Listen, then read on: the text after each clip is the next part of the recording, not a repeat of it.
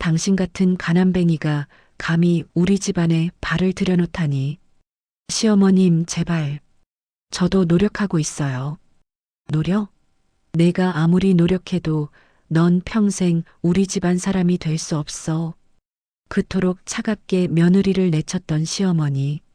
하지만 교통사고로 쓰러진 그날 응급실 복도를 달려와 그녀의 손을 붙잡은 유일한 사람은 바로 그 며느리였습니다.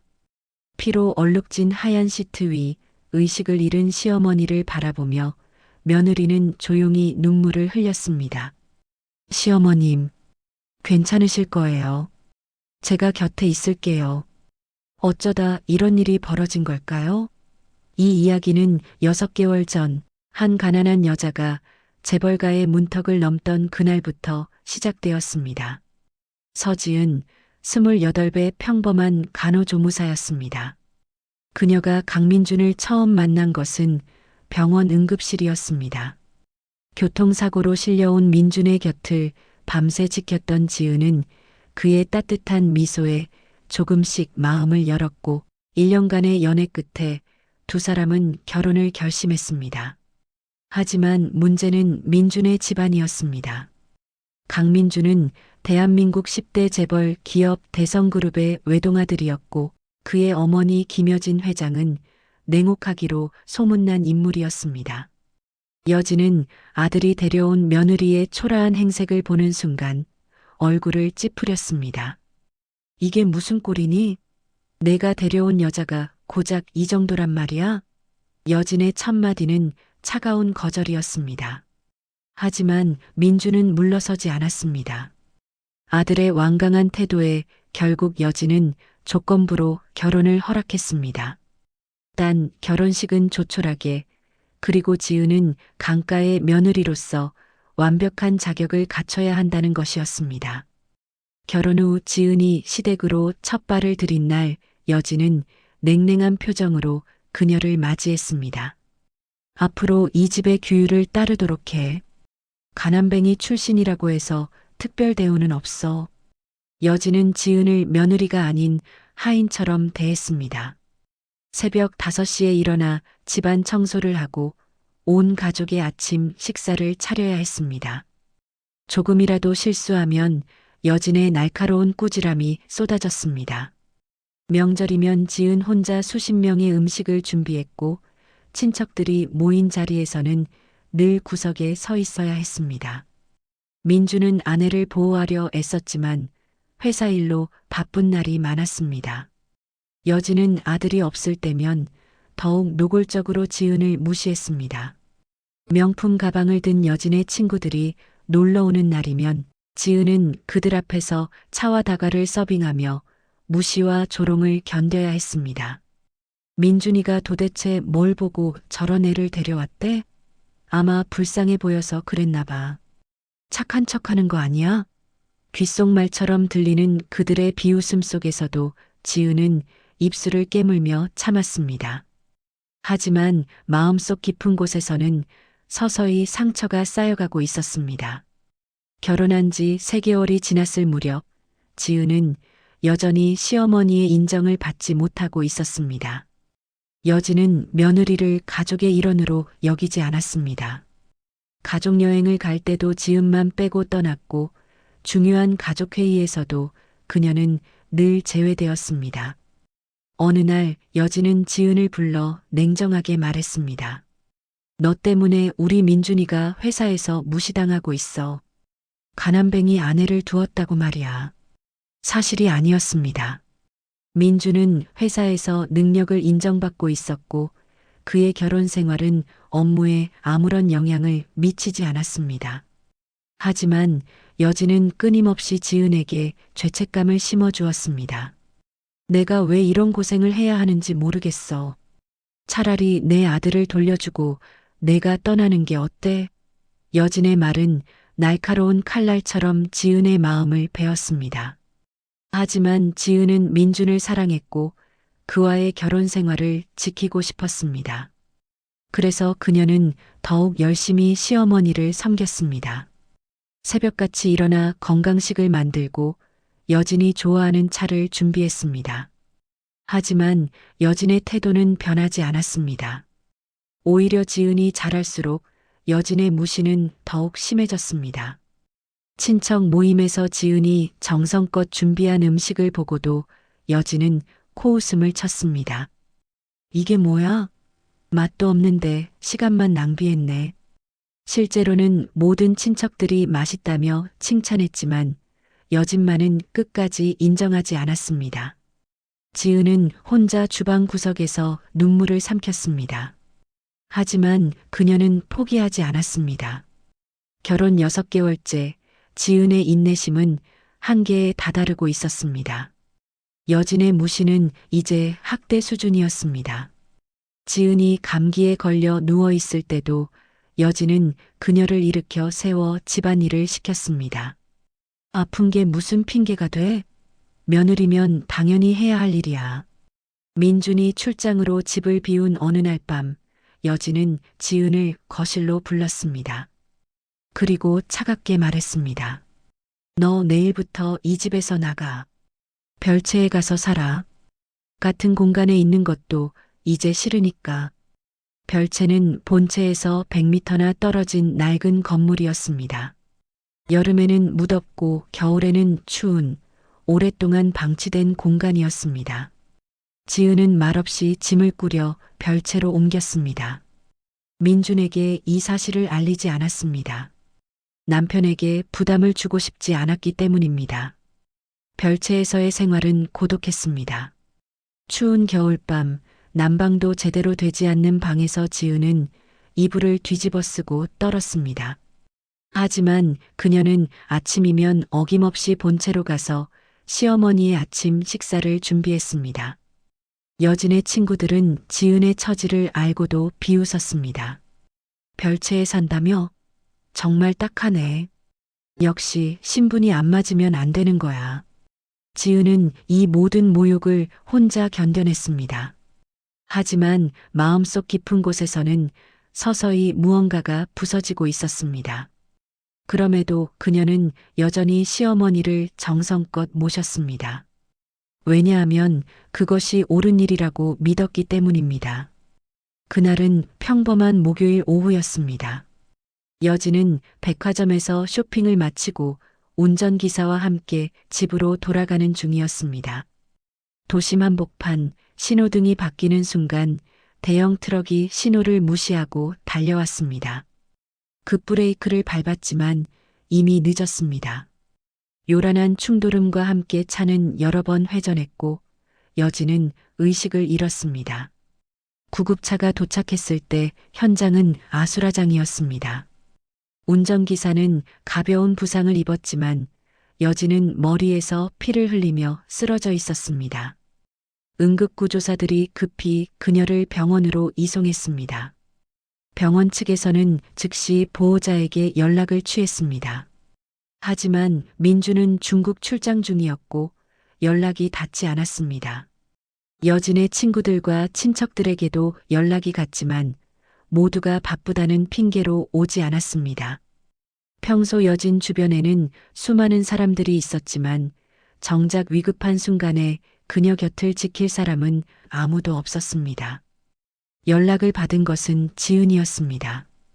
병원에서 걸려온 전화를 받는 순간 지은의 얼굴은 창백해졌습니다. 그녀는 즉시 택시를 타고 병원으로 달려갔습니다. 그토록 자신을 무시하고 학대했던 시어머니였지만 지은의 발걸음에는 망설임이 없었습니다. 응급실 앞에 도착했을 때 의사들은 여전히 수술 중이었습니다. 지은은 차가운 복도 벤치에 앉아 손을 모으고 기도했습니다. 2시간이 지나고 3시간이 지났습니다. 그동안 여진의 그 많던 친구들과 친척들 중 아무도 나타나지 않았습니다. 수술은 5시간 만에 끝났습니다. 의사는 심각한 표정으로 말했습니다. 생명에는 지장이 없지만 며칠간 중환자실에서 관찰이 필요합니다. 보호자분이 계속 곁에 계셔야 합니다. 지은은 고개를 끄덕였습니다. 중환자실 유리창 너머로 보이는 여진의 모습은 처참했습니다.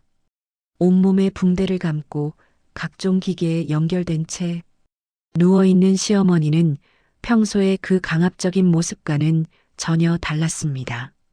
약하고 고독하고 초라해 보였습니다. 지은은 병원 의자에서 밤을 새웠습니다. 간호사들이 쉬라고 권했지만 그녀는 완강히 거절했습니다.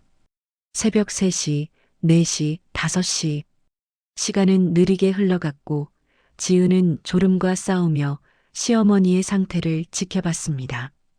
다음 날 아침 여진의 친구들이 몇몇 찾아왔습니다. 하지만 그들은 중환자실 문 앞에서 잠깐 들여다보기만 하고는 금방 돌아갔습니다. 어머, 너무 끔찍해. 나는 병원이 무서워서. 나도 급한 약속이 있어서. 나중에 다시 올게. 그들의 위선적인 태도를 보며 지은은 씁쓸한 미소를 지었습니다.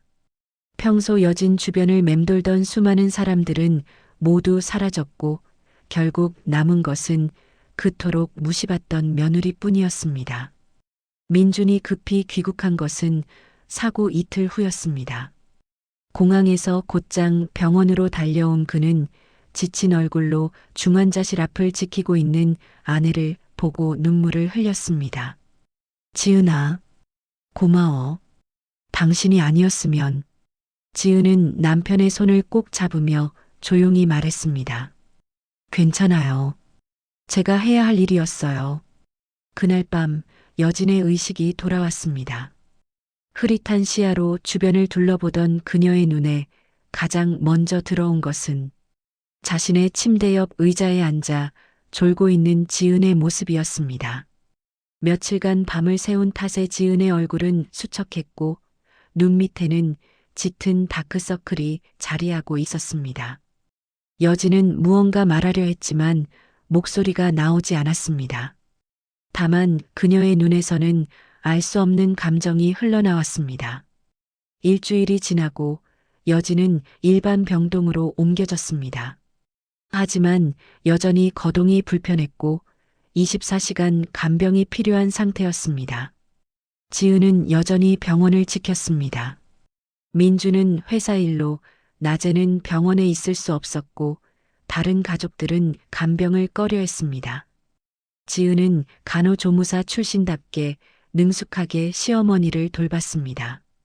정해진 시간마다 체위를 변경해주고 식사를 도왔으며 약을 챙겼습니다. 여진이 화장실에 가고 싶다고 하면 조심스럽게 부축했고 밤에 통증을 호소하면 간호사를 불러 진통제를 받아왔습니다. 처음 며칠간 여진은 지은을 똑바로 쳐다보지 못했습니다. 그토록 무시하고 학대했던 며느리가 자신의 가장 약한 모습을 보며 헌신적으로 돌보는 것이 부끄러웠기 때문입니다. 하지만 지은은 아무런 원망도 불평도 하지 않았습니다. 그저 묵묵히 자신의 일을 할 뿐이었습니다. 어느 날 새벽 여진이 갑자기 호흡곤란을 일으켰습니다.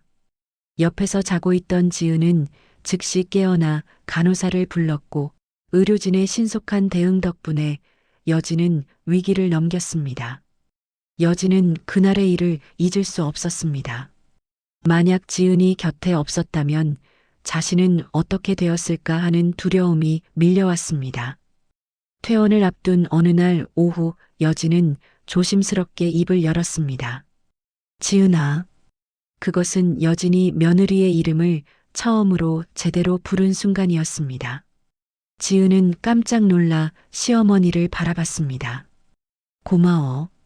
짧고 떨리는 목소리였지만 그 안에는 진심이 담겨 있었습니다. 여진의 눈에는 처음으로 눈물이 고였습니다. 평생을 강인하게만 살아온 여자가 처음으로 자신의 약함을 인정하는 순간이었습니다. 퇴원 후 여진은 집에서 회복 기간을 가졌습니다. 하지만 예전과는 달리 지은을 대하는 태도가 달라졌습니다. 더 이상 며느리에게 함부로 명령하지 않았고 작은 일에도 고맙다는 말을 전했습니다. 그러던 어느 날 여진은 지은을 조용히 불러 말했습니다. 그동안 내가 너무했어. 미안해. 진심 어린 사과였습니다. 여진은 자신이 왜 그렇게 지은을 미워했는지 털어놓기 시작했습니다. 사실 여진 자신도 가난한 집안 출신이었습니다. 젊은 시절 재벌가로 시집왔을 때 시댁 식구들에게 끔찍한 무시를 당했습니다.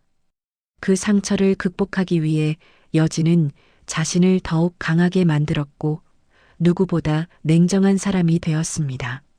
나는 내가 당한 고통을 너에게 그대로 되돌려준 거야. 이렇게 해야 강해질 수 있다고.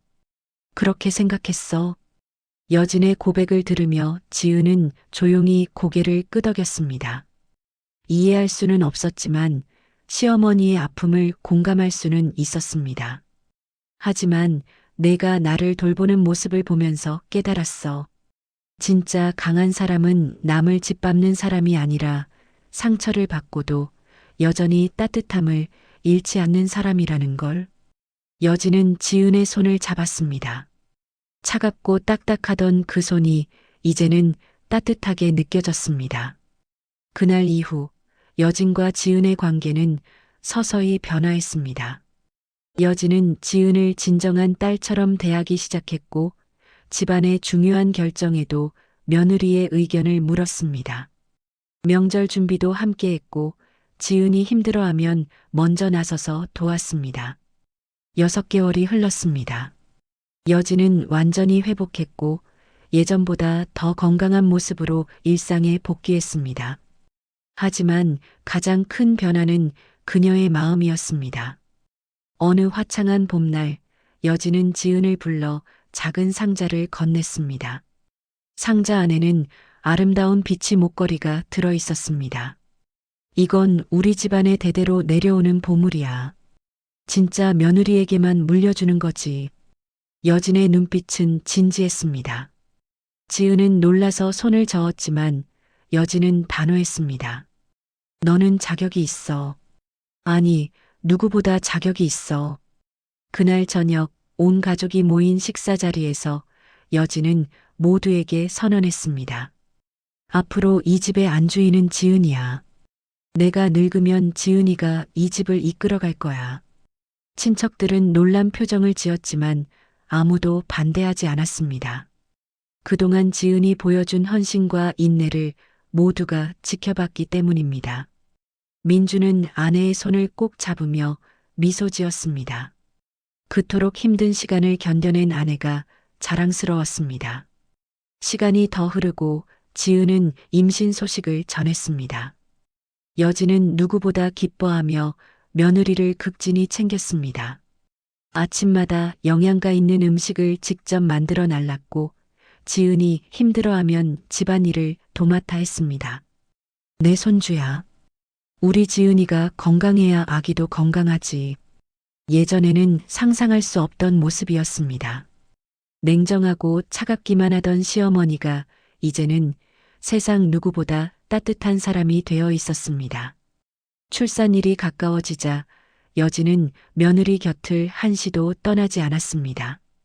그리고 건강한 손주가 태어난 날 여진은 처음으로 사람들 앞에서 눈물을 흘렸습니다. 지은아, 내가 우리 집에 온 건 정말 축복이었어. 지은도 눈물을 흘리며 시어머니를 껴안았습니다.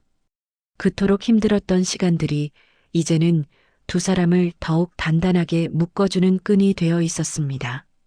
몇 년이 지났습니다. 지은과 여진의 이야기는 주변 사람들에게 잔잔한 감동을 주었습니다.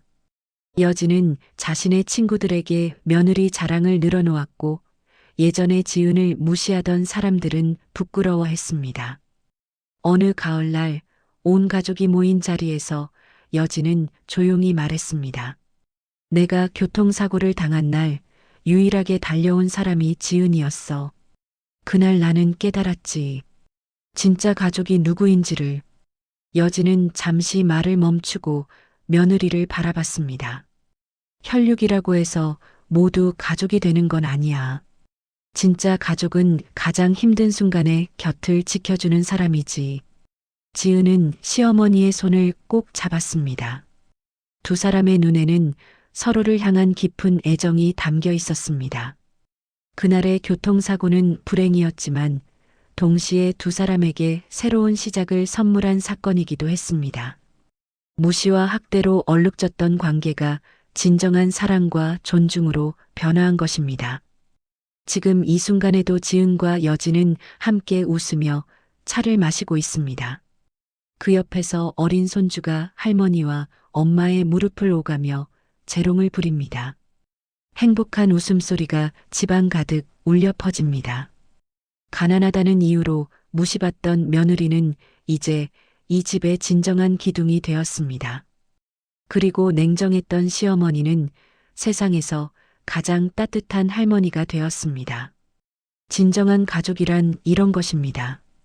피로 연결된 것이 아니라 마음으로 연결된 관계. 서로를 이해하고 용서하며 가장 힘든 순간에 곁을 지켜주는 사람들.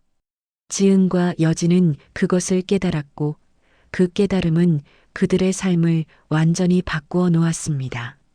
세월이 흘러 여진은 조용히 세상을 떠났습니다. 임종의 순간까지 그녀의 손을 잡고 있던 사람은 지은이었습니다. 여진은 마지막 순간 며느리에게 속삭였습니다. 지은아, 너를 만나서 정말 행복했어? 그리고 평화롭게 눈을 감았습니다. 장례식장에는 수많은 사람들이 찾아왔지만 가장 깊은 슬픔에 잠긴 사람은 지은이었습니다. 그녀는 시어머니와 보낸 시간들을 떠올렸습니다. 힘들었던 순간도 행복했던 순간도 모두가 소중한 기억이었습니다. 지금 지은은 자신의 며느리를 맞이할 나이가 되었습니다. 그녀는 결심했습니다. 절대로 시어머니가 자신에게 했던 그런 실수를 반복하지 않겠다고. 대신 나중에 시어머니가 보여준 그 따뜻함과 사랑을 물려주겠다고. 어머니, 제가 배운 것을 잘 실천할게요. 지켜봐 주세요. 지은은 하늘을 올려다보며 조용히 약속했습니다. 그리고 그 약속은 지금도 계속되고 있습니다. 여기까지가 한 며느리와 시어머니의 이야기였습니다. 가장 추운 겨울을 견뎌낸 사람만이 봄의 따뜻함을 진정으로 느낄 수 있듯이 가장 깊은 갈등을 극복한 관계만이 진정한 사랑으로 꽃필 수 있습니다. 여러분의 삶에도 이런 변화와 용서의 순간이 있기를 바랍니다.